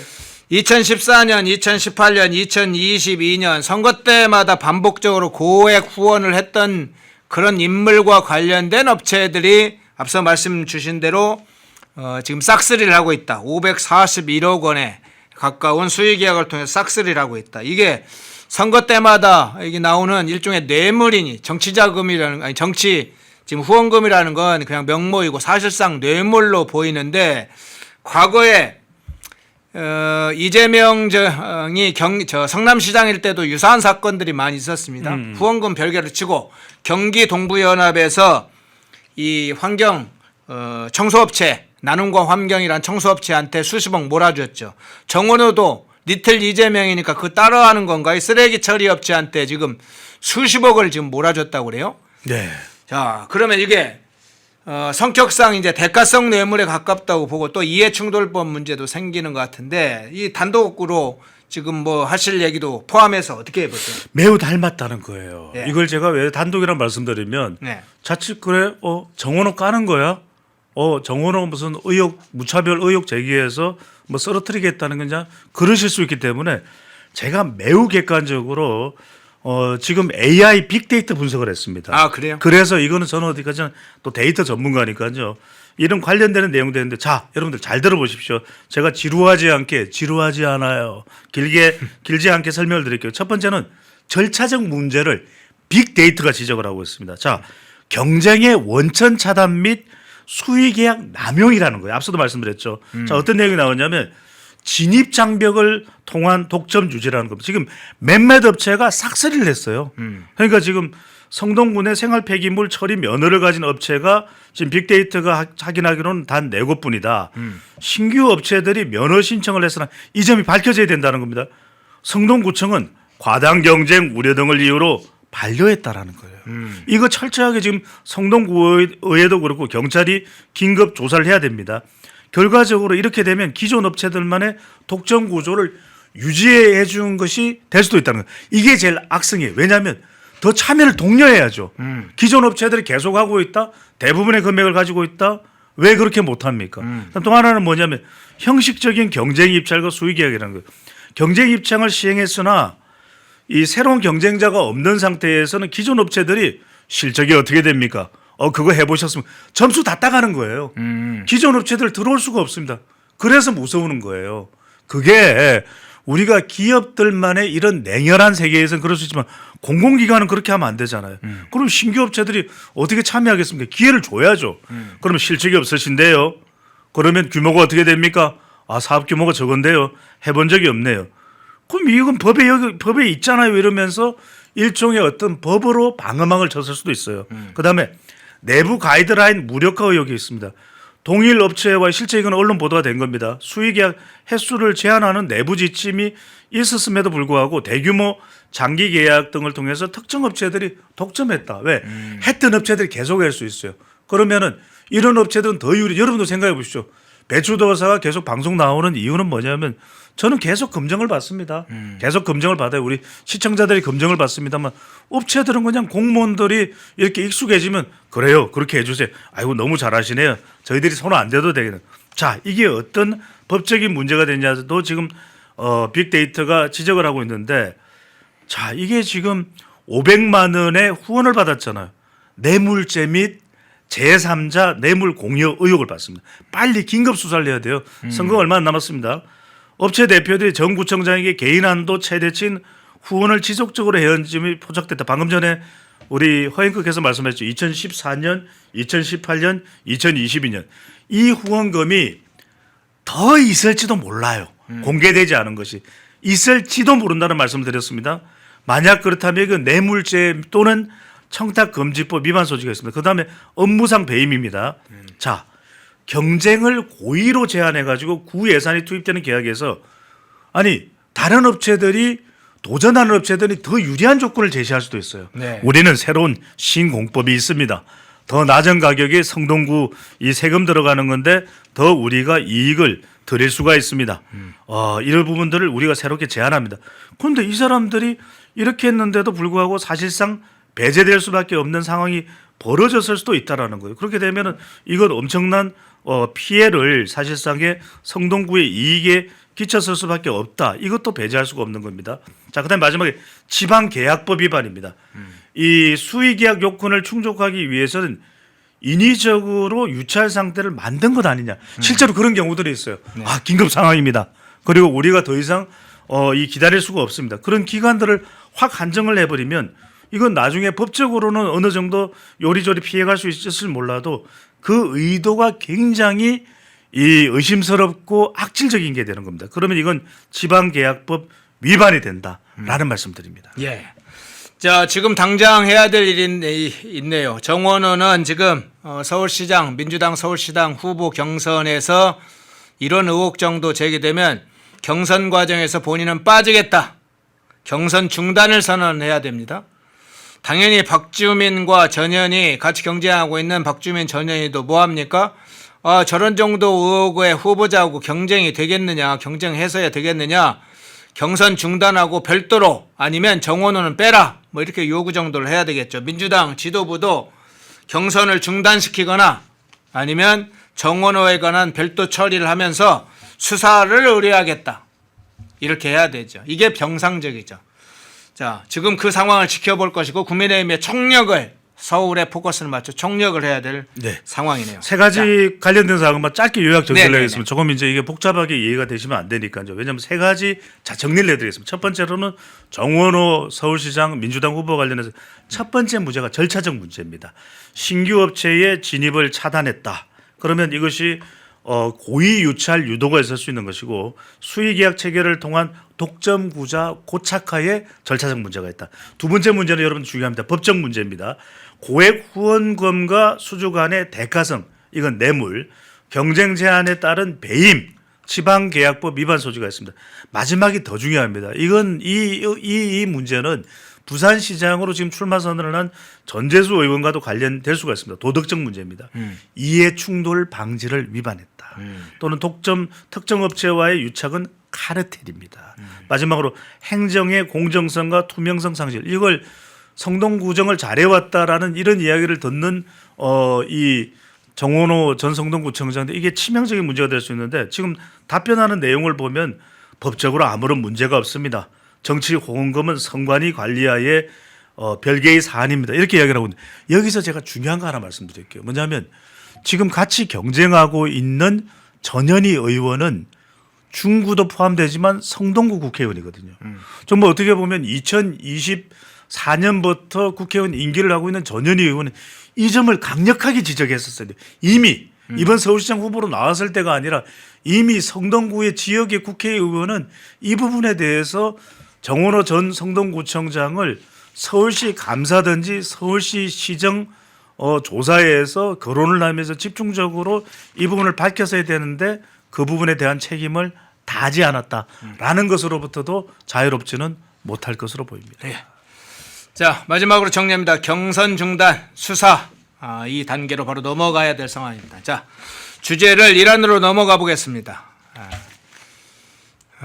예, 뭐 새롭게 뭐가 제기된 누구 차단해달라고 좀 해주셨는데 그 상황을 보겠습니다. 한번 우리 피디님이 차단할 상황인지 한번 체크를 좀 해주세요. 자, 미국의 조치가 이제 추가적으로 이루어진 거 아까 속보가 나왔었죠. 10,000명 정도가 추가 증파되는 걸 지금 검토하고 있다. 월스트리트의 보도가 있었는데, 자, 그 전에 CNN에서는 다른 보도를 했어요. CNN 보도는 어떤 보도냐? 미군이 지금 하르그섬 점령 작전에 대해 준비를 하고 있는데 이란이 이에 맞서서 섬에 하르그섬에 방공 미사일을 추가로 배치를 했다. 상륙할 가능성 있는 해안가에 지뢰를 집중 매설했다. 이렇게 CNN에 보도를 했는데 그리고 그 이어서 이제 국내의 보도가 이어졌어요, 어제. 자, 이건 그럼 이란도 미국이 실제로 지금 공습할 수 있구나, 점령할 수 있구나라고 하는 걸 상당히 염두에 두고 대처를 하는 상황인가요? 그렇죠. 왜냐하면은 이란은 지금 밀릴 대로 밀린 거예요, 사실은. 네. 지금도 이란의 경우에도 그 살인관 한 사람이 추가적으로 사망을 했다 그래요. 네. 그러다 보니까 이제 이스라엘이 계속해서 그 모사드 정보를 통해서 지난주 금요일 여러분들 다시 보기 하실 수 있습니다. 네. 그 정보를 통해서 이미 라디자니를 비롯해서 또 하메네이까지 다 폭살을 시켰고 지금 모즈타파 차남까지도 후계자마저도 지금 생사가 불투명하다라는 이야기가 나오고 있거든요. 그럼 이란이 남은 거는 뭐냐면은 핵 제거 이거는 뭐 이제 시간이 걸릴 수도 있는 일이고 어떻게 될지 뭐 우리가 상황을 지켜봐야 됩니다.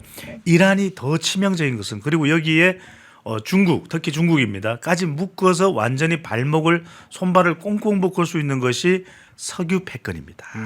석유 패권의 핵심은 호르무즈 봉쇄입니다. 호르무즈 봉쇄를 누가 한다? 이란이 하는 게 아니라 미국이 하는 겁니다. 그럼 여기서 핵심은 뭐냐? 이란 석유의 90%가 지나가는 하르그섬. 이 하르그섬을 정복을 미국이 확보를 해버리면 이란은 숨통이 꺾이면서 꽥 하고 소리를 지릅니다. 그걸 이제 트럼프 대통령이 노리고 그렇게 해야 본인도 11월 중간선거에 중동을 장악한 미국, 이스라엘과 함께 그러면 사우디아라비아도 아랍에미레이트도 UAE도 그리고 카타르도 미국 말을 들을 수밖에 없습니다. 그러기 위해서 아까 말씀드렸던 대로 원래는 한 4,000명 정도를 생각했던 것 같아요. 여기에 미국이 가장 무서운 부대가 뭐냐면 82nd Air Attack입니다. 바로 82 공수 부대를 투입을 하는 거죠. 18시간 만에 투입을 할 수 있고 공중에서 내려가기 때문에 기뢰와 아무런 상관이 없습니다. 그리고 선제적으로 로봇을 투입을 해서 드론을 투입해서 기뢰라든지 그 위에 있는 지상에 있는 지뢰라든지 이런 부분들은 다 제거가 됩니다. 이란은 하르그섬 뺏기면 이란은 숨통이 끊긴다. 이 생각을 하고 바로 그래서 여러분들이 아시다시피 이제는 이 중동 전쟁의 성격이 변했습니다. 이제는 더 이상 핵 제거가 아닙니다. 이란 이 핵 제거가 아니고 이제는 석유 패권 바로 호르무즈의 이 관리권을 미국이 지느냐 이란이 지느냐 미국은 미국이 지겠다 이런 판단으로 보입니다. 예. 자, 그럼 구체적으로 이런 단계로 한번 넘어가서 좀 살펴보죠. 영국 파이낸셜 타임스에서 미국의 지금 1급 비밀이라고 할 수 있는 하르그섬 점령 시나리오를 상당히 구체적으로 파악을 해서 일부를 공개를 했습니다. 일부. 그리고 그 내용을 추가해서 저희가 방송 끝에 한 2분짜리 영상에서 좀 보여드린다고 그랬죠. 어떤 내용인지 어떤 방식으로 점령하는지에 대해 구체적으로 그걸 보여드릴 텐데 좀 군사적 전문적인 상황이 나와서 그 부분에 상세하게 다루진 않겠습니다. 향후 뒷부분에서 영상으로 그냥 그걸 소개를 해드릴 텐데 이 부분은 좀 한번 다뤄야 될 것 같아요. 네.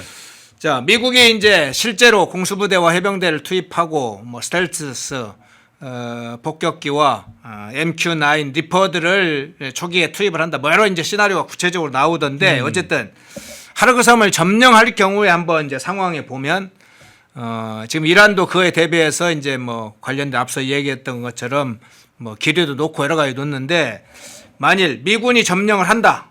뭐 해병대와 공사단이 점령을 한다. 그러면 이란에서는 뭐 한 24km 정도 본토하고 떨어져 있으니까 여기에 미사일을 쏠 수도 있잖아요. 드론도 보낼 수 있고. 그러면 그 과정에서 석유 시설을 공격하게 되면 이란이 그간에 산유국으로서 어떤 존재 된 사항을 완전히 그냥 파괴함으로써 이란 자체도 석유 기준으로 하면 구석 시대로 돌아가는 건데 그래서 이란 내부 지도부에서도 만일 점령을 할 때 공격해야 될지에 대해서 일종의 딜레마에 빠질 것이다 또는 딜레마에 빠져 있다 뭐 이런 분석도 있어요. 그 부분 그렇죠. 어떻게 봐야 될까요? 그러니까 이제 이 만약에 하르그 섬을 이란이 공격해서 초토화되게 되면 사실상 경제 기반이 초토화되는 거예요. 네. 그걸 이제 이란이 선택할 수 있느냐 쉽지 않을 겁니다. 그렇기 때문에 이란으로서는 이 하르그 섬을 미군이 점령을 하게 되면 정말 심각한 딜레마에 빠지게 돼요. 두 번째는 뭐냐면 하르그 섬을 만약에 그렇게 폭격하게 되면은 상당한 미군들의 희생도 불가피한 거 아니겠습니까? 예. 그러면 미국과 이스라엘은 어떻게 되냐? 대대적인 이제는 이란의 어떤 군사력과 에너지 시설에 대한 공격에 명분이 생깁니다. 왜냐하면 이제 미국 국민들도 희생당한 미군들을 생각하면은 멈춰라고 할 수가 없어요. 그러면 이제 공화당이 지고 있는 미국 의회까지도 전쟁은 싫어해요. 그럼에도 불구하고 미군이 희생된 상황에서 하르그 섬을 이 호르무즈 확보와 이 전쟁 종식을 위해서 트럼프 대통령이 마지막 승부수를 던졌는데 그렇게 한다? 그럼 정말 대대적인 생각할 수도 없고 상상할 수도 없는 대공습이 이루어지면서 완전히 이란은 초토가 될 겁니다. 그리고 여러분들이 아시겠습니다만 여기에는 어느 누구도 파키스탄도 도와주지 않고 동시에 미국은 이스라엘은 레바논 남부의 헤즈볼라를 이제 지상군을 더 투입하고 이제 초토화시킬 것이고 미국은 예멘 반군이 후티 반군을 완전히 말살을 시켜버릴 겁니다. 그렇게 되면은 중동을 완전히 장악하는데 이걸 아셔야 돼요. 미국이 지금도 초강대국이죠. 근데 이제 중동까지 트럼프 대통령이 완전히 관리하에 들어가면 트럼프 대통령을 이해를 하셔야 돼요. 트럼프 대통령은 이해를 못하고 자꾸만 엉뚱한 소리를 하는데 트럼프 대통령은 이걸 통해서 본인이 지금 가뜩이나 지금 중동 전쟁에 대해서 이런저런 해석 때문에 고민이 많잖아요. 네. 완전히 이 전쟁에 대한 승리 명분을 가져올 수 있습니다. 두 번째는 뭐냐면 중동을 관리했는데 그럼 중국이 또 쫄 수밖에 없습니다. 그럼 러시아도 우크라이나와의 전쟁을 빨리 끝낼 수밖에 없어요. 이걸 통해서 본인은 내년도에 초에 이제 수요가 될 것으로 보니 노벨 평화상까지도 노릴 수밖에 없다. 왜? 지금 이 일본의 이 사나에 총리가 뭐라고 그랬습니까? 노벨 평화상은 우리가 추천해 줄게. 이런 이야기를 하고 있고 지금 뭐 이재명 대통령도 빨리 또 미국 신기를 건드리면 안 되니까 우리도 추천해 줄게. 이미 추천한 적도 있잖아요. 네네. 또 추천해 줄게. 그럼 지금 여러 주요 국가들이 뭐 케이팝 데모는 뜻으로 아카데미상 주제가상까지 받은 대한민국의 저력이 이렇게 추천을 하면 노르웨이의 노벨 평화상위원회도 어쩔 수 없이 줄게 뭐 이렇게 될 거 아니겠습니까? 가뜩이나 노르웨이는 지금 미국하고 사이가 안 좋거든요. 이번에 우리가 미국과의 관계를 복원할게 그런 상황이 될 가능성이 높아진다는 겁니다. 예. 자, 한두 가지 문제 정도만 집중해서 좀 살펴보죠. 예. 그중에 하나가 이란이 호르무즈 해협을 통과하는 상선들에게 통행료를 내게도록 하겠다 이게 알려졌어요. 자, 한 척당 유주선 기준이겠죠. 유주선 한 척당 200만 달러, 30억이죠. 뭐 30억 정도 통행료를 징수하겠다 이렇게 밝혔어요. 당연히 이게 국제적 비난이 있을 수밖에 없는데 이란이 국제적 비난을 어느 정도 감수하겠다고 한 건가요? 아니면 뭐 위기에 몰리니까 뭐 국제적 비난을 하든 말든 별 상관이 없다는 것인지 그 상황에서 해상 통행료를 받겠다. 이 부분은 저희 노림수 어떤 차원에서 해석을 전략이죠. 전략이죠. 전략. 아니 네. 근데 한번 판단을 내보세요. 첫 번째는 뭐냐면 우리가 너무나도 단순하게 생각하면 지금 3,200척의 배가 묶여 있습니다. 유조선이든 컨테이너선이든 또는 아니면은 여러 이제 이 원료 운반선이든 간에 벌크선이든 간에 그러면 한 척당 지금 이란에서의 발표 내용은 30억을 받겠다는 거잖아요. 30억을 받겠다는 건데 여러분들 생각해 보십시오. 아니 그러면 우리 내고 지나갈게라고 하더라도 그 돈이 이제 모이면 한 10조가 됩니다. 예. 그러니까 가뜩이나 요즘 이 상황이 어려워진 이란으로서는 재원 확보가 될 수는 있겠지만 당장 그 돈이 있다고 해서 그 돈이 무슨 지금 미국이 제재하고 있는 상황에서 결제가 되겠어요? 그렇잖아요. 네. 우리나라가 주고 싶다.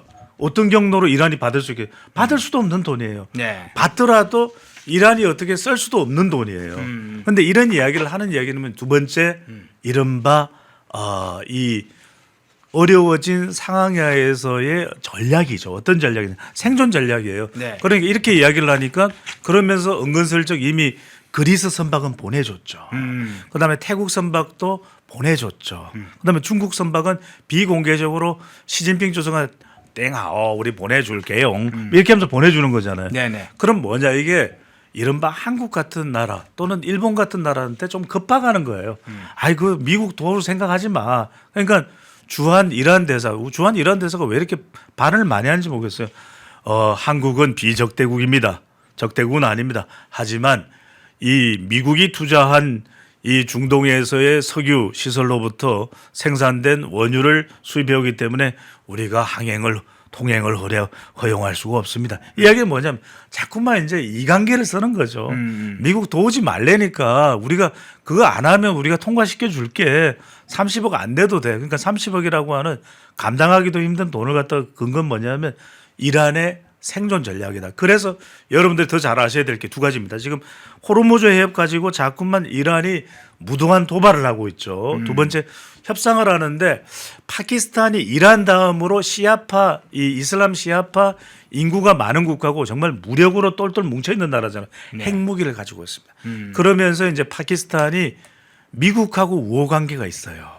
그러니까 이제 이슬람아바드에서 이 중재를 하겠다라고 이런 이야기를 하고 있는 상황인데 그러다 보니까 지금 계속해서 이란이 어떤 이야기를 하고 있냐면 이란하고 파키스탄 친하거든요. 그러니까 회원께서 아시다시피 이란이 무슨 이야기를 하냐면 야 미국이 15개 중재안을 낼 게 아니라 우리한테 배상을 해 이야기를 하잖아요. 네네. 그럼 트럼프 대통령이 그거 받을 수 있습니까? 못 받아들여요.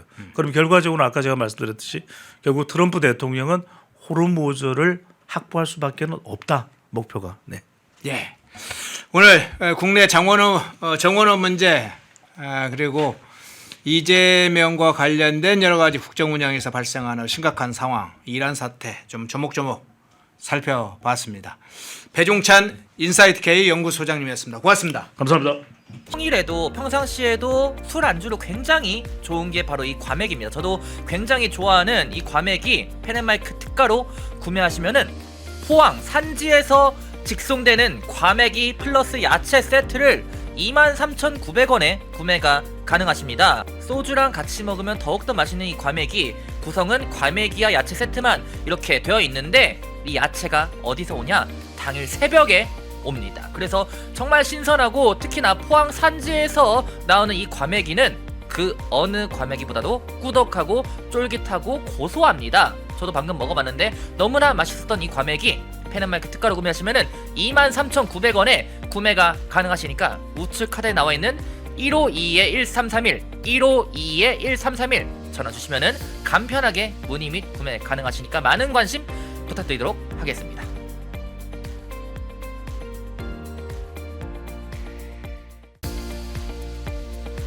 시청자 여러분 안녕하십니까. 펜앤마이크 선우 윤호 기자입니다. 오늘은 제가 제품 하나를 소개해 드리려고 하는데요. 바로 남재은 박사가 직접 개발한 알부민 울트라맥스 누적 판매량이 300만 병을 돌파한 만큼 후기로 검증된 뭐 그런 제품이라고도 볼 수가 있는데 그러면 많은 분들이 대체 어떤 부분에서 무엇을 보고 300만 병이 넘는 이 주문량을 돌파했는지 그걸 알아야겠죠. 바로 많은 분들이 꼽는 것에 피로회복, 면역력, 그리고 간 건강 등이 있습니다. 무엇보다 남재은 박사가 본인이 직접 마시면서 개발에 참여했기 때문에 다른 제품들을 보더라도 이름을 걸고 판매하는 제품들은 당연히 자신감이 있을 수밖에 없습니다. 그것이 이러한 자신감이 300만 병 돌파라는 그런 판매량으로 입증된 거기도 하고요. 이 피로 회복, 면역력, 집중력 저하, 간 건강 등 이 하루 한 병 바꿔보시면은 아마 일상이 달라졌다는 후기들이 많은 것처럼 여러분들도 그 후기가 자신의 후기가 될 수 있을 거라 생각을 합니다. 지금 구매하시면은 펜앤마이크 이벤트로 정말 그 어디서도 경험할 수 없는 이벤트를 경험하실 수가 있습니다. 바로 2+1 이벤트인데요. 지금 바로 우측 하단에 나와 있는 번호 1522-1331 152-1331 전화 주시면은 펜앤마이크에서만 진행하는 2+1 이벤트로 알부민 제품 구매하실 수가 있으니까 많은 관심 부탁드리도록 하겠습니다.